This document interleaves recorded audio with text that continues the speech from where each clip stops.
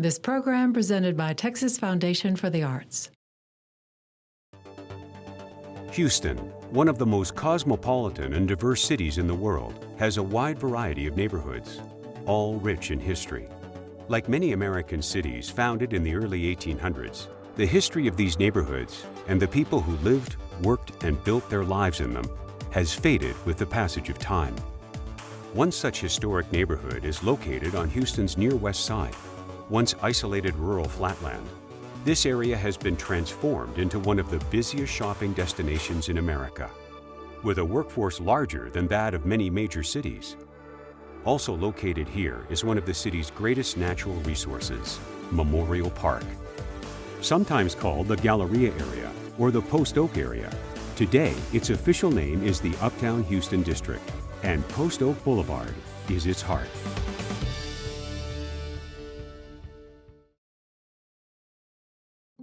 Post Oak Boulevard, once a two-lane country road, is now a busy tree-lined avenue with a compelling mix of high-rise buildings, luxury hotels, and high-end stores.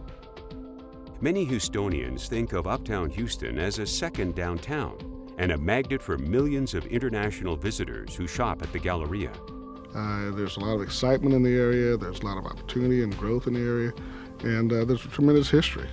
In reality, Native Americans occupied areas along the rivers and bayous for thousands of years. When the first Anglo settlers came to Texas in 1820, it became a region of farms, ranches, and real estate land flips.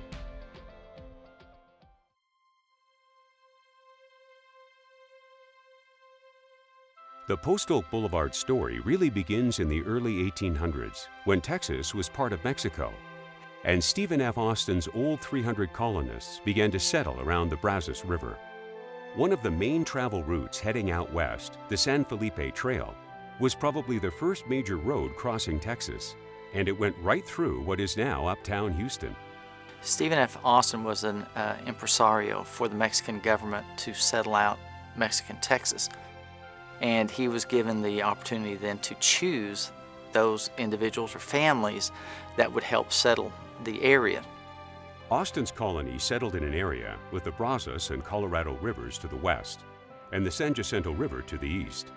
The headquarters of his settlement was called San Felipe, located about 48 miles west of Houston. The town of San Felipe had several hundred people, and it was the commercial center. It's where Austin had his office and signed his land grants and that sort of thing. So it was, and it was also on the Brazos, so they shipped cotton from there. The San Felipe Trail originated near Harrisburg along Buffalo Bayou, went through what is now downtown Houston, and then headed west. When you go west of there, west of Loop 610, it cut across country, and the modern San Felipe Road doesn't have much to resemble it. The early road followed the edge of the thick woods that sheltered Buffalo Bayou. It was easy for travelers to move along the prairie just outside of the trees. And the typical thing was you could go from Houston to Piney Point on the trail in about a day, and there was a frontier inn there run by the man by the name of Buckman Canfield from about 1838. You could stay at Buckman Canfield's place in Piney Point for $4.50. That's your lodging and your meal and the feed for your mule. Then the next day you'd make it as far as Wheaton's Ford, which is where Highway 6 in Buffalo Bayou is, and there was an inn there. From that point, the road went through what is modern-day Katy, and then on to the town of San Felipe. Its significance was not just as the cotton, as the way to get the cotton out. That was its primary thing, which was so important to early Harrisburg and later to early Houston. It was their main commercial link to the interior. But during the Texas Revolution, it was one of the routes used for all the families that were fleeing out of there. In the 1840s, as the Germans started coming in and settling in the interior, they came up from Galveston, up Buffalo Bayou to Houston. The German immigrants used the San Felipe Trail to move on to LaGrange, New Braunfels, and other settlements as far away as the hill country. Their transportation was mostly in ox wagon. The trip from Houston to New Braunfels would take 15 days if the weather was good. Most of the early travelers on the trail, we have good accounts from the 1830s and 40s, said it was absolutely staggeringly beautiful in the spring when it was full of flowers. And there were wild horses, wild cattle, buffaloes even, along those prairies. And of course, as you got to Buffalo Bayou, there was a forest of pines, magnolias, hickories, oak, that sort of thing. Harris County was sparsely populated at the time.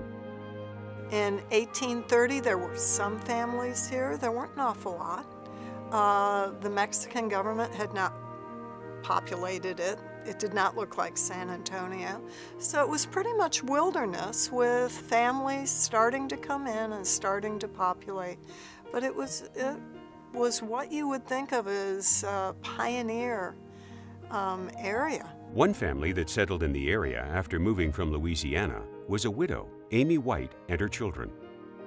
She was an incredibly strong woman, and she knew about the opportunity in Texas and went to Galveston and met with Stephen F. Austin and actually became one of the original 300 colonists. Amy White settled near the San Jacinto River. Her son, William White, fought with Sam Houston and his rebel army of Texians. When they defeated Santa Anna, Texas wanted to be able to say, their thanks to all those that fought in the war. They didn't have money, but they had a lot of land. And so they gave land grants. As a single man, William White was given approximately 1,500 acres. He chose the spot that he wanted, and that spot was uptown Houston.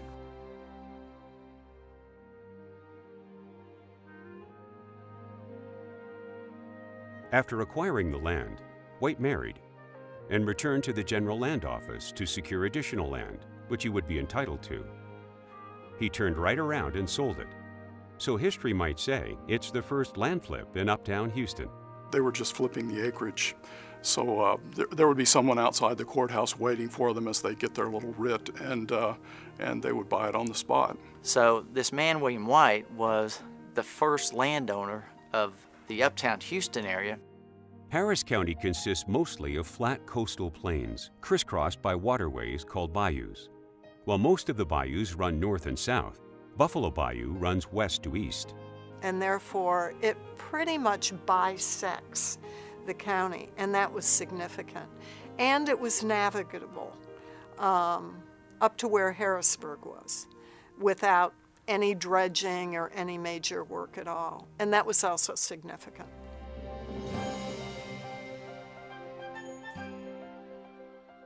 Two entrepreneurs from New York, Augustus and John Allen, arrived in Harris County looking for a site to start a new town and to make their fortune. Well, the town of Houston got started because they had two land developers, the Allen brothers, who wanted, they were out for speculation. I mean, Texas loved land speculation and everyone that came to it. In 1836, the Allen brothers started their new town and called it Houston. It was sited at the confluence of Buffalo Bayou and White Oak Bayou, which they viewed as an excellent shipping point for exporting goods. They needed a port, and they needed to get cotton out of the Brazos plantations. Buffalo Bayou was vital to Harris County, even before it became the busy Houston ship channel. Houston became the county seat from the very beginning, so that would be 1836. The county originally was called Harrisburg County, and several years later it was renamed Harris County. Almost immediately, the city took off. It was even the capital of the Republic of Texas for a short time. Texas has always been about frontier growth and people coming from elsewhere.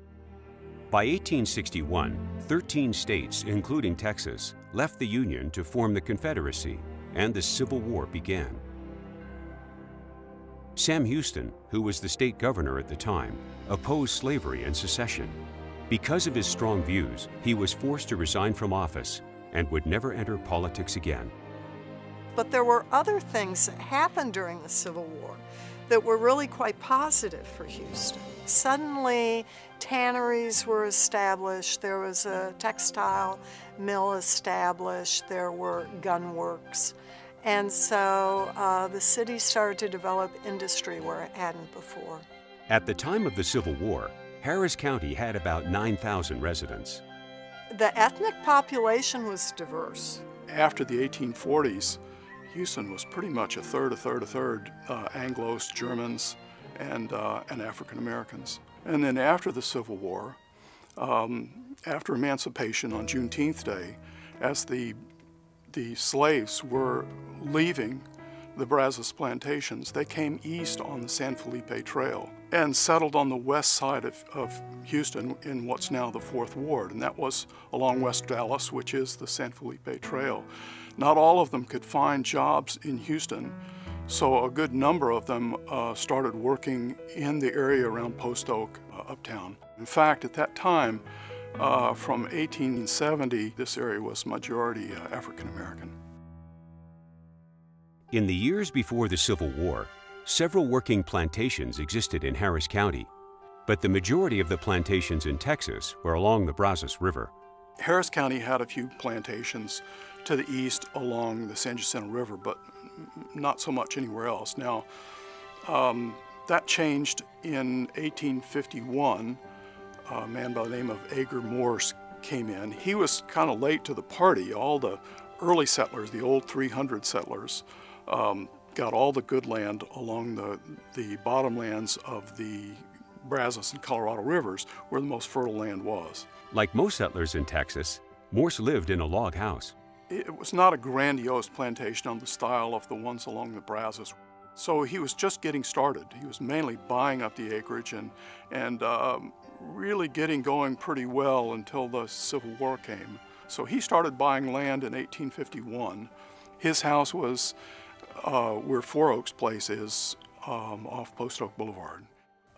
He had about 8 square miles, so all of Tanglewood out to Fountain View, all of Post Oak Galleria area, half of River Oaks, down as far as Westview and Southside Place in this large landholding. Agar Morse began growing cotton on his land in West Harris County, in spite of the fact that most people thought the land was only suitable for raising cattle. Eventually, small farms populated most of the land of West Harris County. The small farms didn't come till after the Civil War.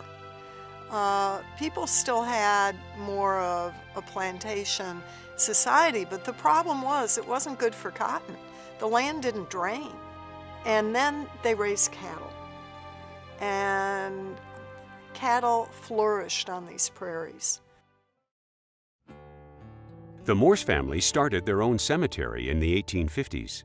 Grace Morse allowed the family to be buried there, but also neighbors from the surrounding area. So a lot of the early pioneers from the area there. There are also African Americans. There's an ex-slave woman named Rachel Banks. She and her husband had worked for the Morses, and she and her children are buried in that graveyard.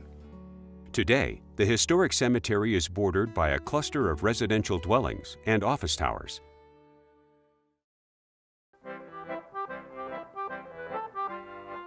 In the mid-1800s, there was a great influx of German immigrants, but toward the end of the 1800s, there was an influx of Italian immigrants. In the western part of the county, it was more ranches. In the northern part, it was small farms. But even west of Houston, eventually they started getting into truck farms. About that same time, there was a man from Galveston by the name of Meyer M. Levy who bought up most of the land along Post Oak Boulevard and actually had it platted and subdivided into 10 and 20 acre plots. And he sold to Italian immigrants that were coming in the late 1800s, early 1900s, primarily from southern Italy and Sicily, who were looking for opportunities in America. Houston restaurateur John M. Caraba's great-grandparents relocated from Italy to Houston in the 1880s. They acquired land near modern-day West Alabama and Sage Road, where they started a vegetable farm. As with most Italian families, everyone in the family was expected to work on the farm. You've got a variety of Italian families that are coming in, working hard, building a life, and they're there for 50, 60 years.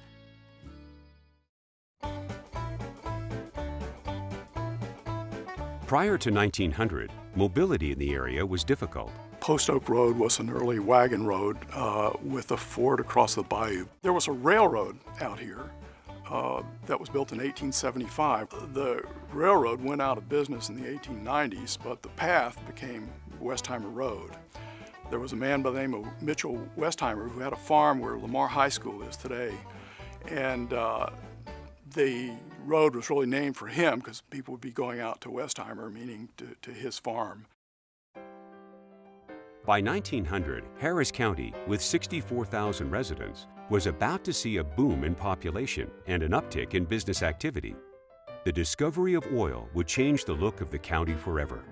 Harris County was primarily agricultural at the turn of the century. In a couple of years after Spindletop, and they drilled for more oil, then we had tremendous oil boom in the county.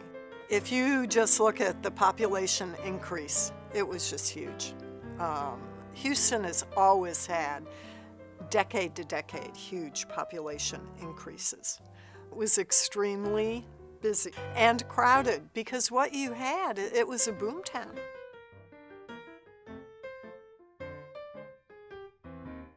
Many of Houston's oil-rich families built summer retreats in the Post Oak area near Memorial Park. These families would motor out to the country for the weekend.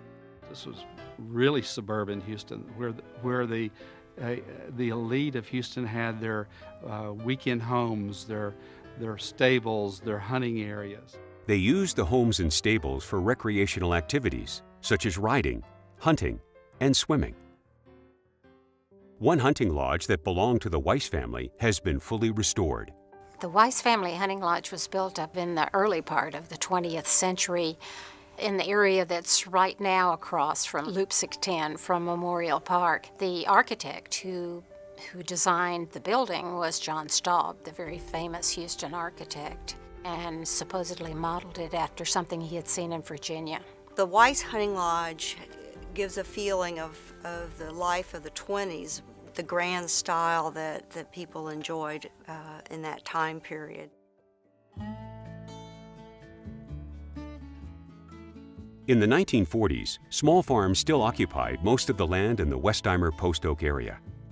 Many of the families who lived in downtown Houston would come out to that area to purchase their vegetables from farmers who lived out there. There's a long tradition of tomato sales in the area, truck farmers.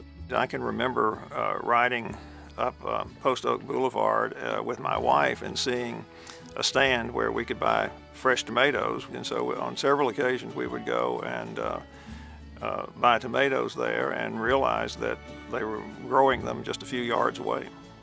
The descendants of the Italian farm families began to lose interest in farming and started selling off the land. Children of these farmers had decided they really didn't want to continue the farm life, and then there were jobs in Houston, and so they began to go out and find those jobs, and there was really no one to work the farms. Also at the same time, developers started seeing the area, west of town, as a great potential, and they began to buy up land. When subdivisions came, the whole area was developing, and all the farmers were pretty much bought out at that time. Post Oak Boulevard was Post Oak Road, and it was an asphalt road with ditches. There were no curbs and gutters. During the 1940s, Houston developers and investors began to take notice of the potential of the Post Oak area. In 1948, what is now Uptown was far outside of the city limits of Houston. A local reporter described the roads as lonely, unlit, pockmarked booby traps for nocturnal animals and boozed-up motorists. Houston during World War II just exploded. It had been growing anyway, sometimes at 50 to 60% increases in population from the decades before. But with World War II, the petrochemical industry really started to get built up along the ship channel. This is a place where people can come and they could find jobs and they could make money. After World War II ended, soldiers returned home and began to look for new homes for their families. But during the war, not many new houses were built. They didn't have the resources and the products to build homes. And they didn't have the men to do the construction. So a lot of what was built over on the west side, most of that started after the war, and a lot of it in the 50s and 60s primarily. And what happens is the outer core of Houston increases in population tremendously. My recollection of the Post Oak area, that it was out in the country. My earliest recollection of Post Oak and Westheimer was going to pick up feed at the Round Muto feed store, which was on the close to the southwest corner of Post Oak and Westheimer. William Farrington, a Houston developer, began buying up tracts of lands near San Felipe and Post Oak to develop a well-planned residential community for Houston's up-and-coming families. He would name it Tanglewood. And it was all farmland, not a tree, not a switch, not a shrub. He visualized it as a beautiful neighborhood. He planted a tree on every lot and 2 trees on every corner. The old Post Oak Road basically had vacant lots and a few automobile repair shops and a small cafe, and that was about it. Tanglewood was one of these subdivisions that was created during this time period that people moved out of the city to enjoy suburban life. William Farrington's daughter, Mary Catherine Miller, helped name his subdivision.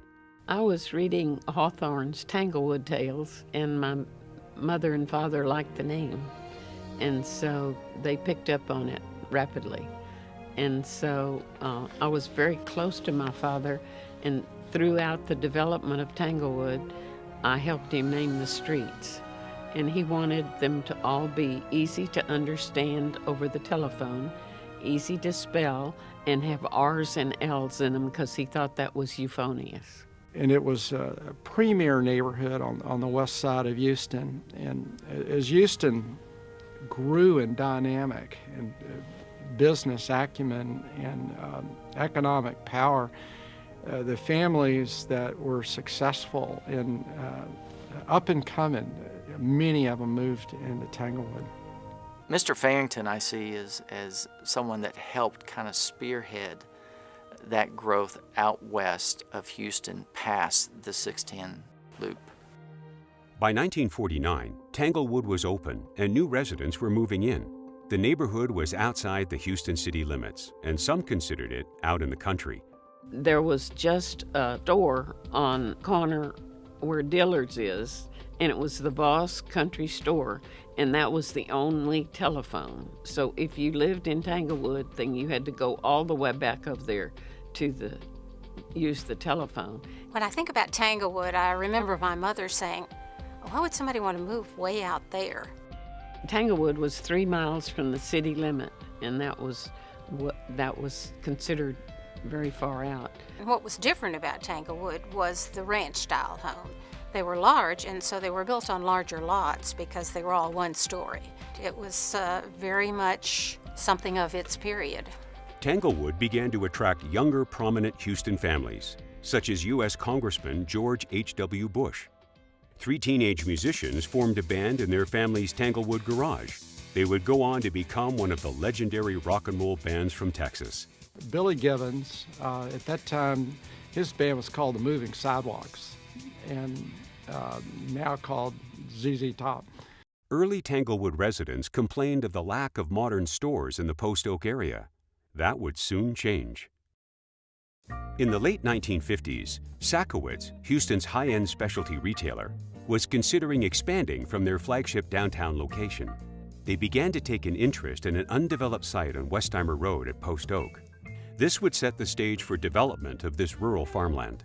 During the construction of the Sakowitz store, which of course was previous to the Galleria, there wasn't anything along Post Oak. It was prairie. You know, it was, you could see cattle. There wasn't much of anything there other than farmland. Robert Sakowitz, a former executive of the company, helped plan the Post Oak store. My earliest memories of Post Oak area is that this is a possibility of where we wanted to go as a store. My father and I went out and sat on the corner of Post Oak and Westheimer and counted the cars as a kind of a marketing study. The whole concept architecturally was a southern colonial home, almost like a country club, to have a sense of hospitality and warmth. It was very elegant. It was very pleasant, delightful place to be. But we were the Lone Rangers out there. Everybody told my father, my grandfather, you know, you guys are going to lose your shirt. It is so far outside of town. But when the store opened, we got very, very good acceptance, even though we were out there by ourselves. 2 years later, of course, Josky's was built. It went way beyond my father's expectations. It was just one of those wonderful business decisions that really took off. I remember when Post Oak became the mecca for shopping as opposed to going downtown. Sackwoods was the only place to shop. I remember that my mother always made me dress up just to go to shop. So it was where you went for your finest clothing in that day. Sackwoods was important to everyone because it was Houston grown. Of course, it was also a very high style shopping experience for beautiful clothes. That's where the debutantes went to get their dresses. That is where people bought their ball gowns. And it was the place to get your wedding dress. That's where I got my wedding dress, and all my bridesmaids' dresses came from there. It was really an experience to be able to buy your wedding dress at Sackwoods. For nearly 75 years, Sackowitz was an integral part of the social and cultural tapestry of Houston. The restaurant next door to Sackowitz was 2Ks, and it was both a wonderful restaurant and an ice cream parlor. It had the little round ice cream tables with the white Carrara marble top and those chairs that looked like a heart shape. I don't know that I've ever seen any other place like that. It was a real gathering place for, teenagers and college-age people. Drive-in movie theaters became popular across the United States in the 1950s, and Houston was no exception. Located on a lonely stretch of Post Oak Road, where high-rise office buildings stand today, the Post Oak Drive-In screened popular movies of the day, including The Houston Story. Another popular landmark of the era was Tokyo Gardens, Houston's first Japanese restaurant. Tokyo Gardens was a wonderful Japanese restaurant on Westheimer, just inside 610. They had a little waterway running through it, and you'd sit on the floor in Japanese style, and it was a real treat to go there. The owners brought in architects from Japan to design the restaurant in true Japanese style. When Tokyo Gardens opened, and it was our first opportunity to see this kind of restaurant, and you would go in and the first thing you do would be remove your shoes, and then you sat on cushions on the floor to eat. Tokyo Gardens opened the first sushi bar in Texas. The sushi bar was small and at first catered mostly to the Japanese community. But Houstonians wanted to taste this exotic food, and soon crowds were forming outside to get into the restaurant. And that was something different. At that time, Houston had not developed into the city that we see today with just an explosion of restaurants of every culture and every type. It was not anything we'd ever seen before in Houston. A young engineer who moved to Houston and started up a real estate business began to make a name for himself in the 1960s. As he and his firm prospered in the Houston business climate, he would forever change the landscape of the Post Oak area. His name, Gerald Hines. Jerry Hines began to become interested in the area, and the Galleria, of course, was constructed, and that, of course, solidified the area as a strong retail commercial area. My first engagement there was when two of my friends asked me to participate in securing Josky's as a major tenant in that area. That became a very strong retail center with Josky's and Sackowitz on two of the corners, plus the Farrington property, which had been turned into retail. And so this was the last corner to be developed.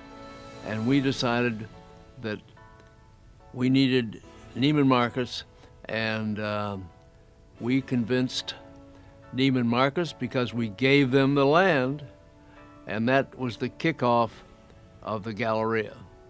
In normal shopping centers, the basement area normally rents for about 20% of what the high fashion retail level does. And how do you get higher rental values? You get it by traffic. Well, why not an ice skating rink? So this is the job of a developer, is to come up with ways that create value and then hopefully a successful project. And Galleria is a successful project.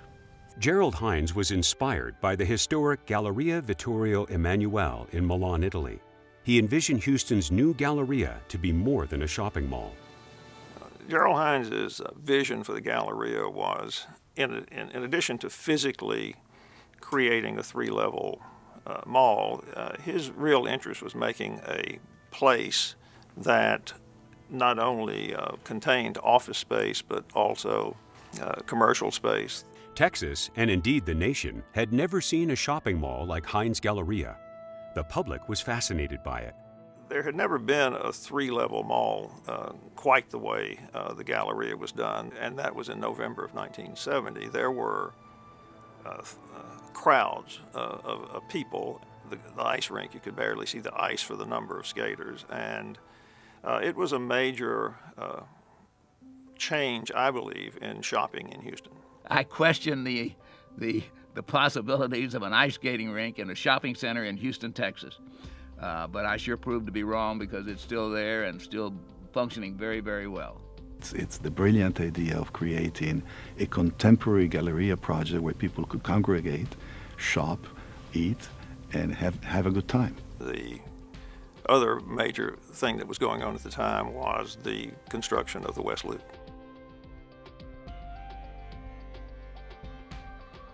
In a twist of fate, the State Highway Department planned for a new freeway called the West Loop to follow the path of Post Oak Road.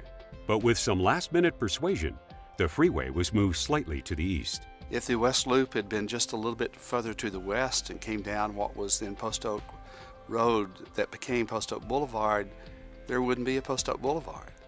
Initially, the right-of-way for 610 was going to follow Post Oak Road all the way up. They ended up straightening it, making it a little shorter route, which actually created the boulevard, the Post Oak Boulevard between 610 and 59. So that created a real nice opportunity for a glamorous boulevard. The opening of the West Loop, officially called Interstate 610, would make Uptown an easy destination for people from all over the region. Houston residents believed that there would be no more congested streets and traffic jams on the west side. The success of the Galleria would propel Gerald Hines into the global spotlight. He would go on to develop landmark office and residential buildings around the world, often with sought-after architects.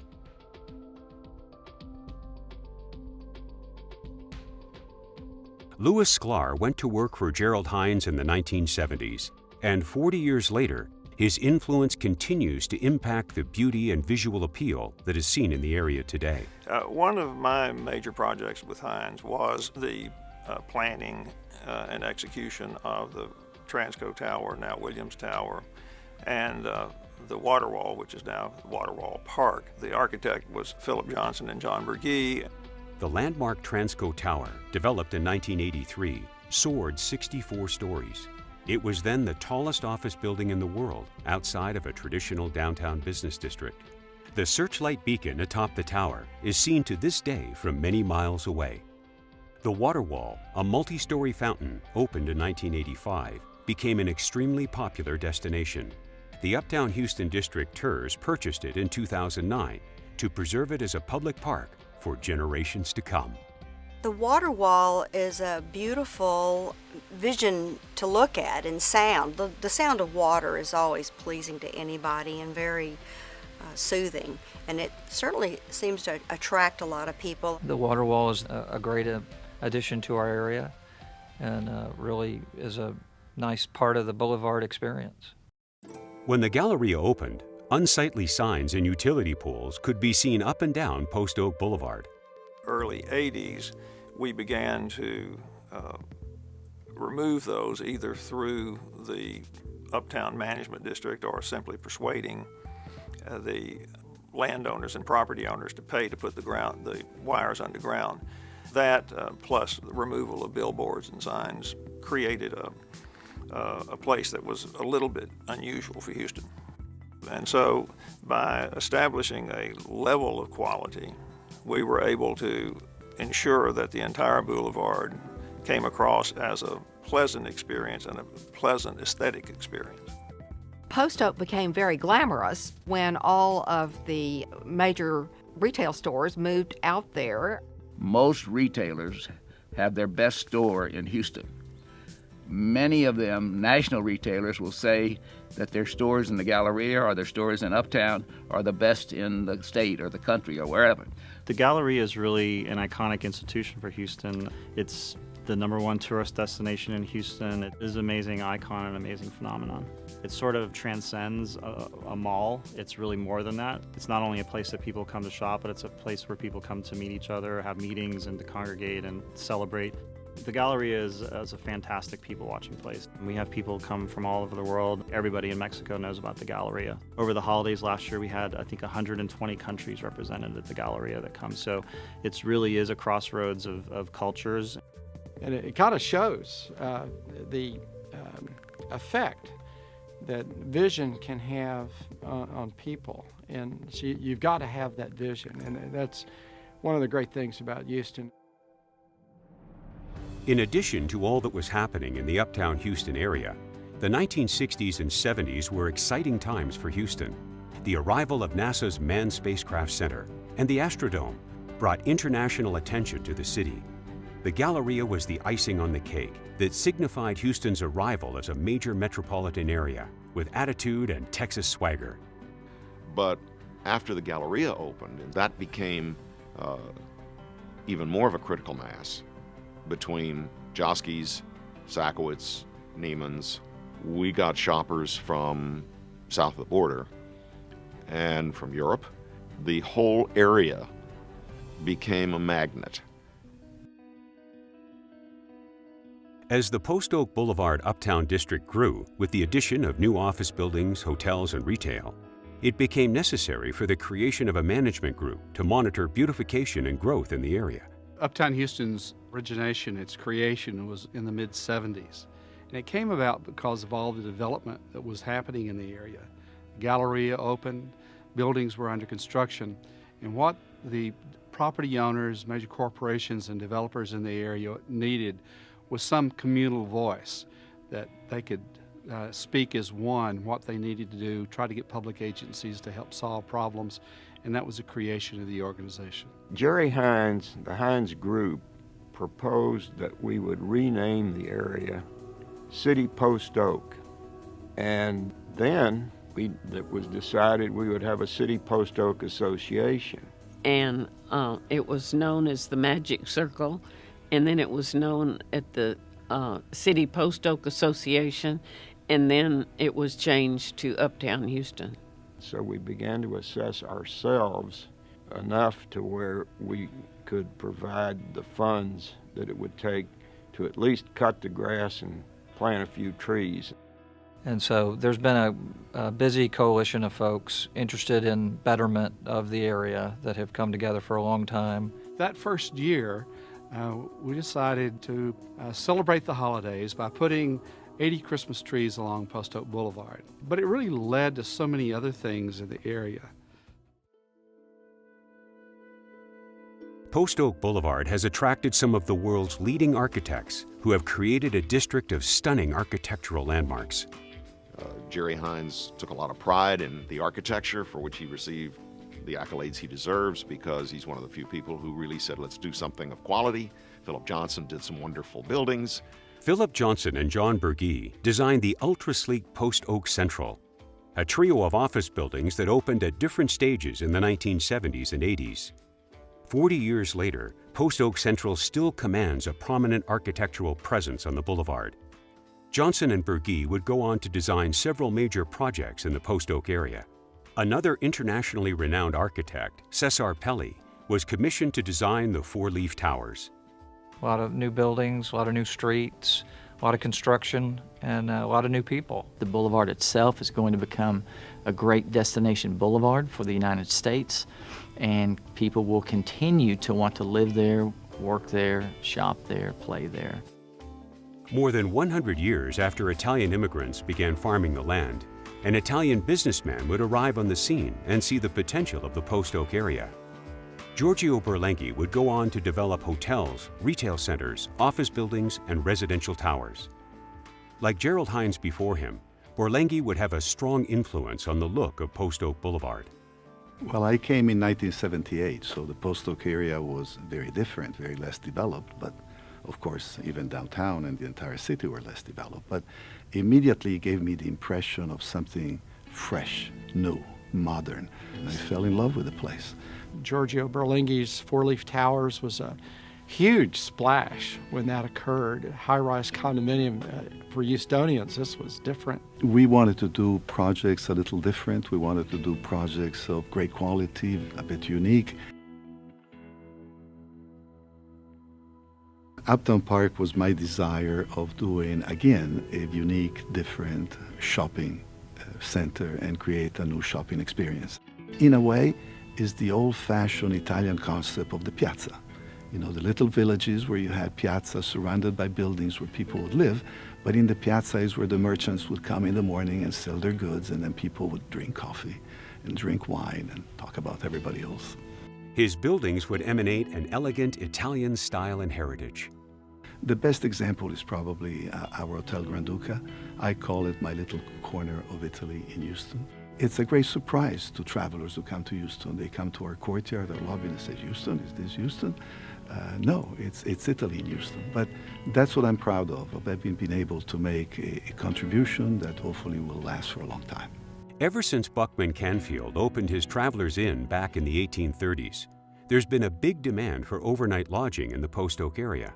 Today, nearly all major hotels operate successful properties in Uptown. These hotels welcome international visitors and host large meetings and conventions. The Uptown Houston District is Houston's hotel district. The leadership, I think, works really hard to try to enhance that, and that's a good thing for the city. The Uptown area would see improved landscaping and high-end architecture, but some leaders thought it still needed more of a gateway entrance to give the area a better identity. So our desire was to take a hint from what other people were doing and make this a really fabulous place for people to shop and to do business that would have greenery and flowers. They have done a masterful job in the boulevard, in the planning and the landscaping. You got to have good landscaping, good green space, good lighting, good connectivity, good traffic control, good streets, and all of the ingredients to come together.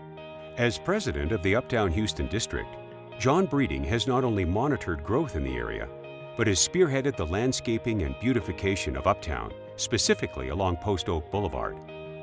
We're known for the beautiful medians in our boulevards throughout the Uptown area. All of that was thought out as part and parcel with the development of the area.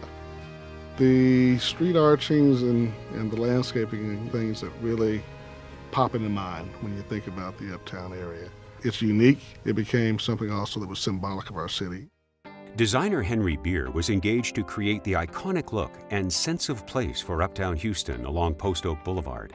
We retained Henry Beer, who came up with the idea of the stainless steel arches and the circles that held the traffic signals over the various major intersections. And it was a very, I think, bold and almost rash design. In late 1988, we were contacted by colleagues and friends down here in Houston, and they had heard that Uptown Houston was beginning to think about a kind of district identity, a way to differentiate the district from the rest of West Houston as it was growing. Beer came up with the unique idea for his design while driving through the oil fields of West Texas.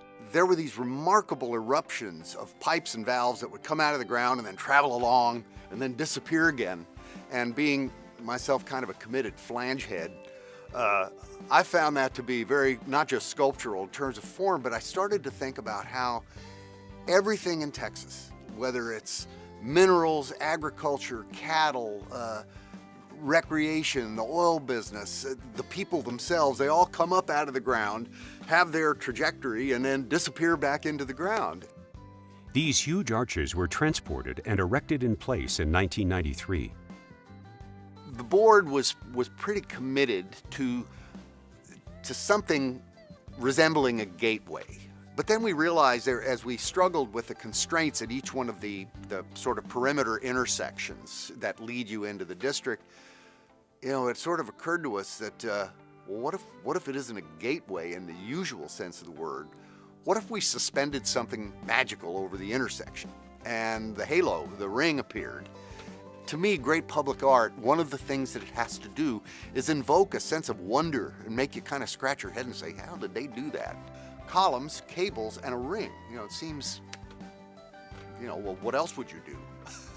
There's sort of an inevitableness about it once it's done. We were all very pleased with the idea of the stainless steel arches and circles. We think created an environment that made people feel like they were in a special place.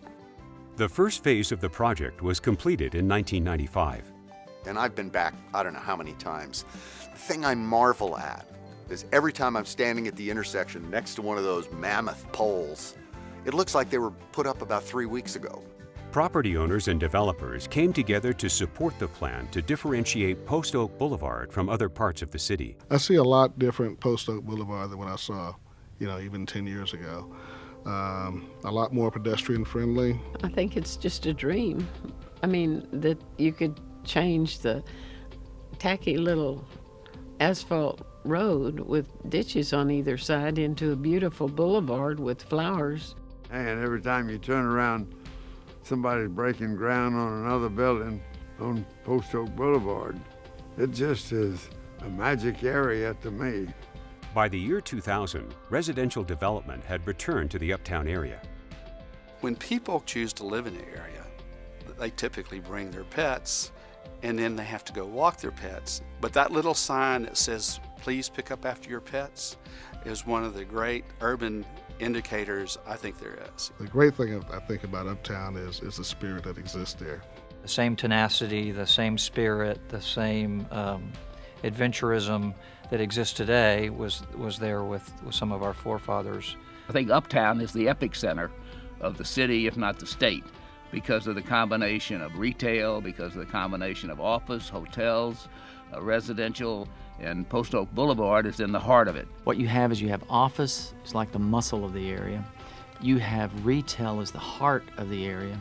You have residential as the soul of the area. Uptown today has really become what I would call an icon of urban living. You have a lot of very talented people that live and work here. We give a lot of attention to the detail of design, how things look, how things function. Improvements in the area include specially designed bus stop shelters, street signage, and unique crosswalk posts. I think we capture sort of the blend of suburbia as well as urban in a mixed-use combination that's really been fun to be a part of. A lot of energy, a lot of diversity. One observer of the Post Oak scene for almost 2 decades is Ziggy Gruber. We've been in here for 17 years. Houston and Post Oak is one of the best things that ever happened to me. We have all types of people in here. We have people that are CEOs. We have, housewives, blue-collar guys that are plumbers and stuff like that. Our most popular sandwich is our pastrami. We're very famous for our pastrami and our corned beef here, which we cure and smoke ourselves. It's such a pleasure to eat something like that. It is just amazing. Uptown started out as a place where you worked and you shopped. Then it became a place where you worked and shopped and ate. And then, very quietly, and really when nobody was really looking, it became a place to live. And it's the kind of thing that we really are trying to achieve in Uptown, is to create these places where you and I can experience life in a unique way and go, this is good, I want to come back here.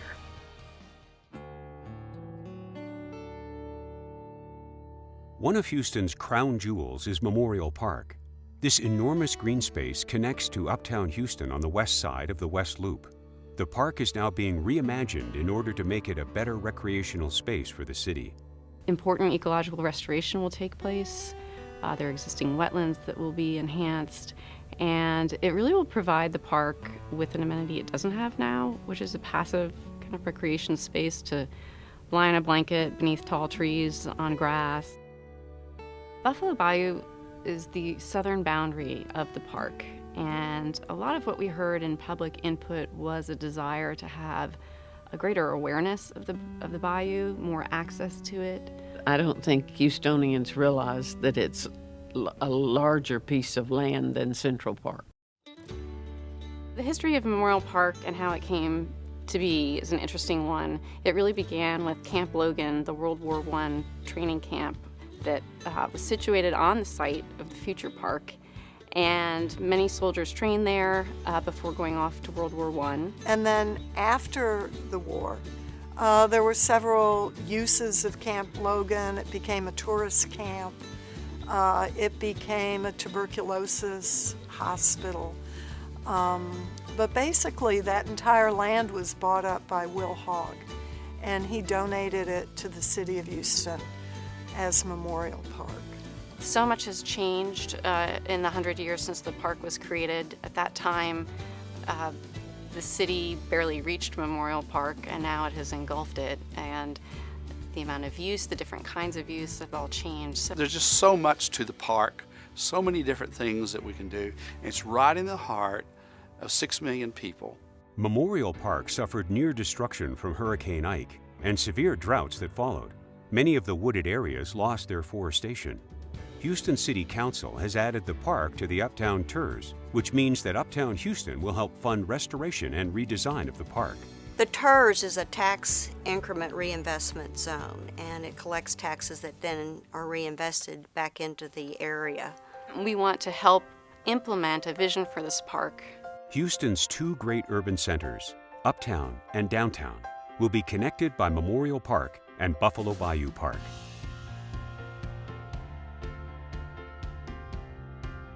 Uptown Houston has changed dramatically in the past few decades. Gone are the Italian truck farms, the country lanes, the drive-in movie, and even the iconic Sakowitz store. Tanglewood's ranch-style houses are quickly disappearing and being replaced by larger multi-story homes. Tanglewood helped drive future growth and development along Post Oak Boulevard. But today, new residents are mostly seeking out high-rise residential towers. Languages from around the world can now be heard in the cafes and bistros up and down the boulevard. Perhaps the Starbucks at Post Oak in Westheimer is the most diverse international spot in the city of Houston. You know, you can go in there any time of the day and hear people from across the world. It is the melting pot of Uptown. You really get the cross-section of all the different cultures that are here. Our area prospered in a time when there was a general shift nationwide from urban to suburban. There's just an energy that it's unseen, but it's felt. We're about the size in terms of this office market of a downtown Cleveland or a downtown Denver. It's going to continue to be a place that evolves into a world-class destination. And what we love about the city of Houston and its diversity, the cultures that come together, they seem to find themselves comfortably mixed along Post Oak Boulevard. Post Oak Boulevard and Uptown Houston have evolved from a rural settlement to a major workplace and lifestyle center, drawing people from all over the world. This Houston neighborhood still retains a sense of history and community and evokes a special appeal with its exciting mixed-use setting that includes one of the country's largest urban parks. While Uptown has new names and new faces, the area today is built upon the heart and soul of its past. I think Houston is really living in a golden age right now. Today, the Post Oak area is a true reflection of the spirit and bold determination of Stephen F. Austin's original 300 settlers. They would be astounded to see that their once hardscrabble land was destined to become one of the great boulevards of the world. It transports you in the middle of Houston into a very special place. And those are the qualities that a great world boulevard needs to have.